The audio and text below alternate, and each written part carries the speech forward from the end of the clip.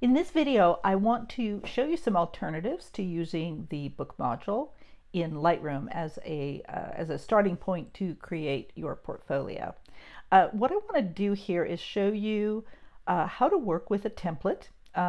In this case, I'm going to download a template from this website, MagCloud, and I'm going to modify it to fit my needs. Now, any kind of a publication service that you use will likely have some kind of a template, and you need to follow their template if you're going to work from their site. But what I want to show you here is both how to look at templates, but also how to modify a template for your own needs. And to work in Photoshop. Photoshop is much more flexible, it has a lot more power, it also is a little bit more time consuming, and I think you'll see what I mean. So I'm on the MagCloud site. Now MagCloud is a subsidiary of Blurb. They only do soft cover, but I actually love their soft cover quality. I use it for promotional work and to do little sales. Not appropriate for a final portfolio. But it's a really cool, inexpensive site for promotional work. They do great quality work. What I want to do, though, is I want to show you how to work with their templates and how to modify them for possible need. So I'm going to go to Create, and I'm going to go down here. I want to download a template. Somebody asked me this the other day, and it says upload a PDF. So for most of these sites, you're going to start with a template. You can work in almost any program you want. You'll see that in the next one.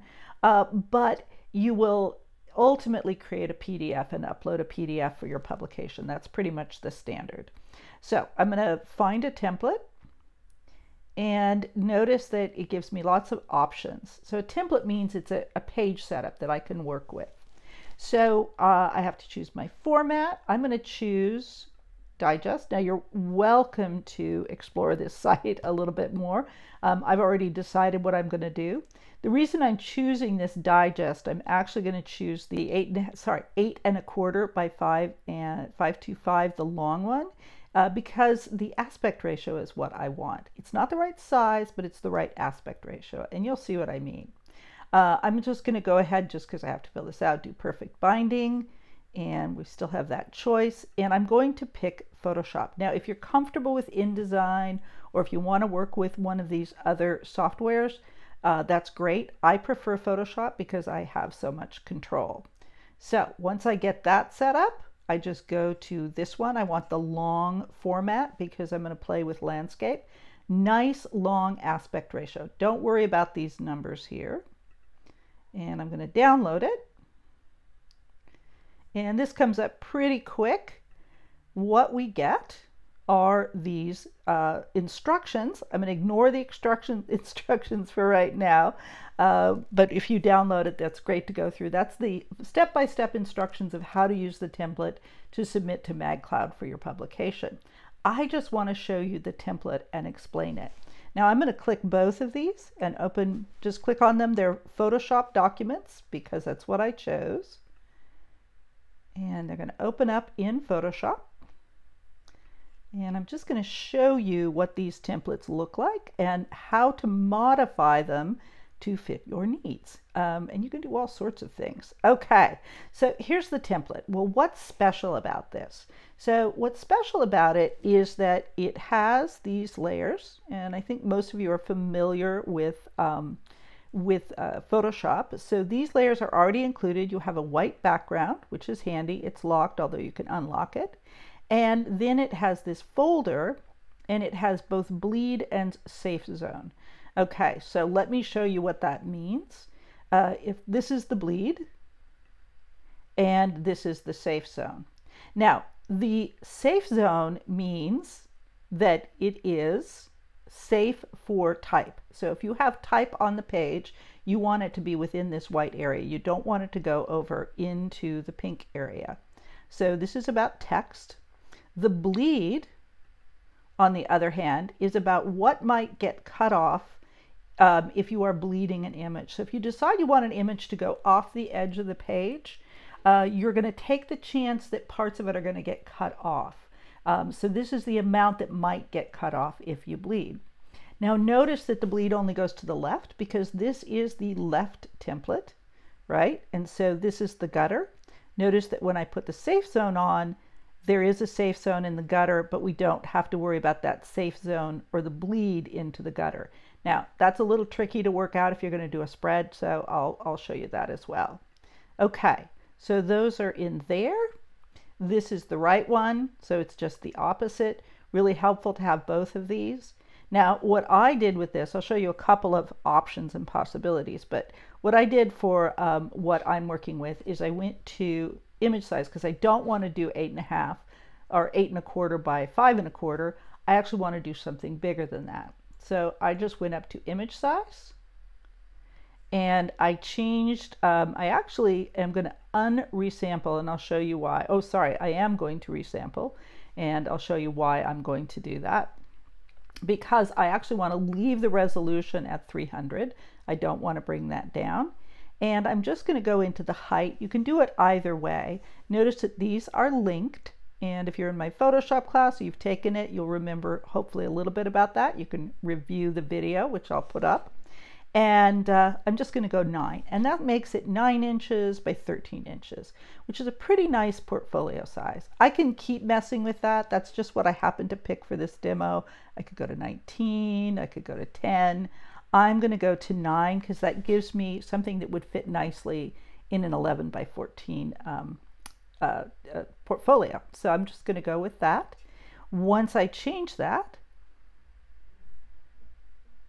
it's going to look exactly the same, but the actual size and resolution is a little bit bigger. And that's important because we're going to bring an image in and we don't want to squeeze the image down and lose the resolution. We want it to be at the full page size of whatever it is that it's going to be printed at.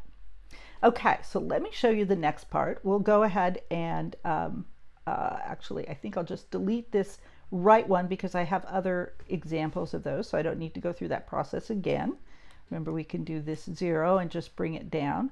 So now what I want to do is I'm going to go to Lightroom. Now you don't have to do this from Lightroom, I just find it convenient. And I'm going to start, I'm going to open up, these are some of the images that I'm going to have in my portfolio. Some of them I've already thrown into the template, and I'll show you that in a little bit. But these I haven't yet, so I'm going to show you how I'll throw those, put those onto the templates and begin to arrange them. I won't do all of them. I'm just going to open them all up so you can see how I do this when this is my workflow when I'm trying to create this. So I'm going to go Photo, Edit in, and I'm going to open this as layers in Photoshop. I'm not going to keep it this way. It's just that it's easier for me to open one file that has all these layers and then I can move them over into the templates rather than trying to navigate them one by one. So it takes a little bit more time for it to pull up, but I can just, once I have this, it's just like a little repository for my images in Photoshop. And there they go. So I've got these two. I was hoping to have a few more. It might be just slow and it's going to come in a little bit. But let's go ahead and take a look at these. Now, one of the things that I love about working in Photoshop is that it gives you the actual size relationships. So what you can see here is that these are two images that I chose for my portfolio. One of them I've cropped a great deal, and so it's actually pretty tiny in relationship to this one, which I believe was a panorama. So I actually got I have a double-sized image. So they're very, very different in their resolution and their possibilities. And that's something I want to keep in mind as I move them into the template. So let's go ahead and move one of these into the template. So remember, we do Arrange, Tile All vertically. That's one way to do this because that gives you access to everything. And I'm going to click into this one, and I'll go ahead and start with this guy so I can show you how to do it. Now you're going to get this message, and that just has to do with the variation between the template and this this image, and that's okay. It is going to lower it, but it's still going to be adequate because it's 300. Okay, and then I'm going to focus on this one for a minute so you can see how this will work. I'm going to go to full so I can just see this. So this is on the page, and you can see it came in, it's much bigger than the page, which I kind of expected. Not a big deal. I'm just going to come down. That's a Command minus to bring it into where you want it to give it some space. And I'll do a Command T, and that allows me to do a little transformation. So you can see the good news is this image is so big, because it was a panorama, that that's why it looks so different from the smaller one. It means the smaller one is actually probably okay, and we'll bring that into the next. Now this one I want to bleed, and I'll show you that. So I'm going to hit the transformation and bring it up again. That's Command 0 to bring it, I'll bring it down just so I have a little more space to work. So this image is fitted onto this image. It's bleeding. That is, if I take these out, you can see it's going over the edge. And what I want to look at to be sure I'm okay for publication, and by the way, this is a really good thing to look at even if you're not going through MagCloud. It's going to give you a little guideline. I want to take the bleed off. Oops, sorry. I want to take the safe zone off because I'm not going to put text here, and just see what might be happening with the bleed. And I'm a little bit uncomfortable with this left edge, but I feel like I'm going to have to live with it because, oops, I don't want to move that layer. Command 0, I want to put that back. I'm a little bit uncomfortable with it, but I think I might have to live with it. Now there's other things I can do. See, I have a little, oh, there we go. I have a little bit of room. I'm much happier with that. And bring it down this way so that I am probably not going to lose the building. Now, I would say for publication, I would probably go in and do some little Photoshop magic, add a little bit on here just to make sure I add a little more room. But I'm fairly satisfied with that now. I think I'd rather cut that off than that one. So a little more tweaking at some point, but I'm going to leave it be for now. Just so you can see the kind of things you'd be looking at. The safe zone I'm not worried about because I am not going to put text on this page. If I put text on it, it'll be on an opposite page. So I'm going to go ahead and save that. And it's just going to save right into that same area. Eventually I want to do a save as and start putting images on it. Now I'm going to do a save as. It's because I want to work with that same template again. So notice these are going in here, and I'm just going to call this, I'll have to rename the other one, but I'll call it left. I always leave that on because it's really easy to get confused. And I'll call it left 2. And the reason I'm doing that is because I'm going to take this out and bring in a different image. So I can just keep making new images. So I'm showing you right now, I'm showing you my work space or my workflow. So this one, now I'm going to bring in this guy and go ahead and say yes.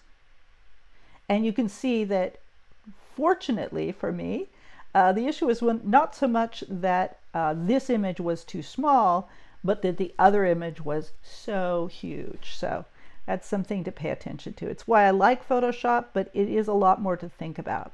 Now, I want you to notice something as I play with this guy, and then we're going to move to putting in text. So this guy, as I move it around, you notice we have these little pink lines show up. And what that means, so see the little pink guideline?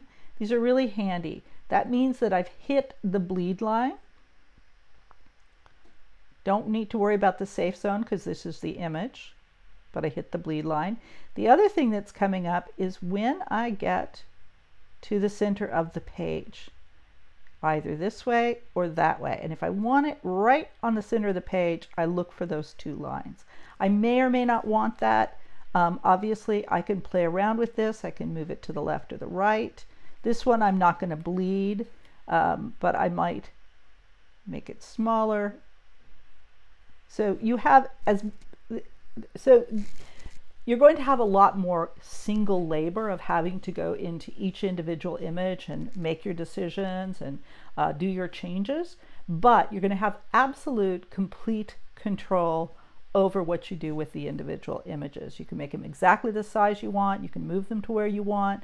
Everything is completely and absolutely customizable. You want to keep track of the left and the right, which I'll show you in a second. So the last thing I want to show you here, and I'm going to go ahead and save this too, just so you see how this is done. I want to show you a couple things. I want to show you how to do a background color, and I want to show you how to do text. And then I want to show you how there's a couple of different ways, but I'll show you how I end up doing my actual rearrangement, which I do go back to Lightroom. You could also go into Bridge if you prefer that. Okay, so in order to do a background color layer, because we're not in Lightroom, so we don't have that little option, but it's very easy to do. I'm actually going to go to the background so I get it in the right place, but you can always rearrange it if you miss. And I'm just going to pick a solid color. And once we have the solid color up, we can go around and just pick different variations. Now, this is of course a very particular thing that you want to be you want to be exacting about. You really want to get the right background color. This I kind of hate. Let me show you a little trick, which is if you move off of here and into, with this background color, move into the image, you get that little eyedropper. And this is something that I do an awful lot. I will just pick something from the eyedropper. That's too close. That I think I might really like. You could also try the dark ones, but notice this is matching what's in the image very, very precisely. I think I'm going to go with that. I like that. Just a little bit of a definition on it, and I think it'll work with the other images too. Now that I've got that, now you want to pick that, you want to save that. This becomes a layer, so if you decide that's going to be your universal background, you can actually move that over to other Photoshop files. One last thing I want to show you before I move to the next video and talk to you about how to include text in Photoshop is another way that you can manipulate or change this template for your use. And that is to change the aspect ratio. Now remember that if you're going through any particular service, they only have certain aspect ratios that you can use. So if you were to manipulate it like this, and I'll show you a couple of options, this would be something where you were actually having it printed on a very particular size of paper, either having someone print it for you, or you're going to do it on your own printer. So this isn't something that you could use to send to a service, but it's a way that you can use this MagCloud template or another template that you download to customize it. Okay, let's go ahead and show you. So we're going to go back up to image size. Oh, excuse me, let's get to Photoshop. We're going to go to image size again. We were there before. And so this is where we left off. I had changed the image, and actually let me make sure that's on again. So we have resample on, we had these linked, and I just changed the height to 9, which changed this to close to 14. They're linked so they actually moved in tandem. What I want to do now is unlink them and then play with it that way. So for instance, let's say that you decided that you're going to do a crazy long book because you're going to do these panoramas and you want them all on one page, and just you're going to have the book custom made and it's going to be super long. So what I'm going to do is unlink these, leave the resampling on, and you're going to go to, let's say, 18. You've decided your book is going to be 20 by 10 or 20 by 11, and so your pages are going to be 9 by 18. And I'm going to hit that. It's going to take it just a second. Oh, there we go. Little progress. Photoshop, of course, always takes more time, and let me just pull this back so you can see. And so now I have this super, super long template, but it still has these guidelines for my bleed and my my safe text area, which is useful, as I said, even if somebody's printing for you, even if you're printing yourself, these guidelines are very helpful. Okay, and I could do that with the other side, etc. And I can manipulate this any way I want. I can go back to image size, and as long as I have those unlinked, I could also just completely change this. I could do 15 inches high, and I could do 10 inches wide. Oh, that's a little, there we go. I was going to say that shouldn't be quite that drastic. So this is a 2:3 aspect ratio. And of course it's going to take a little time again. And there we go. So then we have basically a portrait style image. Okay, so those are some things you can do with those templates when you download them. Remember that you can't necessarily resubmit these manipulated templates to that same service, but they give you some options for getting started working. You can make your own templates, you can add your own bleed areas, and you can just create a Photoshop file. But these are some ways that you can sort of help yourself to think about that printing process. Okay, next video, I'm going to talk about adding text.